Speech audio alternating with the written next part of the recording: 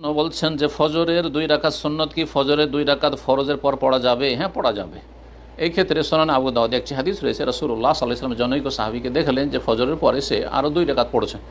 তখন বললেন যে কি সকালের ভোরের নামাজ কি 4 রাকাত নাকি তুমি নামাজ পড়তেই আছো, সালাত পড়তেই আছো? তখন তিনি বললেন, ইয়া রাসূলুল্লাহ, আমি যখন আসলাম তো জামাত শুরু হয়ে গিয়েছিল, আমি ফজরের সুন্নত পড়তে সময় পাইনি। ফাসাল্লাইতুহাল আন, এখন সেই 2 রাকাত পড়ছি। ফাসাকাতা রাসূলুল্লাহ সাল্লাল্লাহু আলাইহি ওয়াসাল্লাম চুপ হয়ে গেলেন, কিছু বললেন না। তার মানে অনুমোদন দিলেন। এটিও রাসূলুল্লাহ সাল্লাল্লাহু আলাইহি ওয়াসাল্লামের হাদিস, নবী সাল্লাল্লাহু আলাইহি ওয়াসাল্লামের স্বীকৃতি বা অনুমোদন। তাকরীর যাকে বলা হয়, কৌল বাচনিক হাদিস, ফেল আমলগত কর্মগত হাদিস, আর তাকরীর মানে হচ্ছে অনুমোদন রাসূলুল্লাহ সাল্লাল্লাহু আলাইহি ওয়াসাল্লাম, সেটিও হাদিস। সুতরাং সেই সময় পড়া যেতে পারে।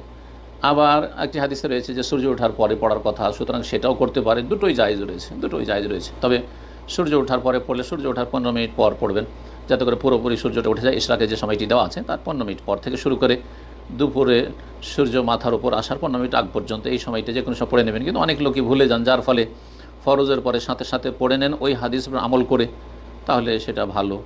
দুটোই জায়েজ রয়েছে। আল্লাহ তাআলা আলাম। ফজরের সুন্নাত আগে পড়তে না পারলে সলাতের শেষ হওয়ার সাথে সাথে পড়বে। যদি না পড়তে পাই কোনো কারণে, তাহলে সূর্য ওঠার পরে পড়বে, সুন্নাত পড়তে হবে।